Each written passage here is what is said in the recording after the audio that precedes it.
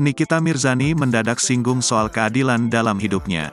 Nikita Mirzani tiba-tiba minta dikuatkan atas perlakuan yang tidak adil. Artis Nikita Mirzani mendadak singgung soal kata adil yang masih jauh dari hidupnya. Ungkapan Nikita Mirzani soal keadilan tersebut seolah membuatnya bersedih. Karena dalam unggahan foto Nikita Mirzani soal keadilan berlatar hitam. Kehancuran hidup artis Nikita Mirzani tersirat melalui curahan hatinya di media sosial. Ya, Nikita Mirzani tiba-tiba mengunggah foto dengan latar hitam dan menuliskan curhatan soal keadilan.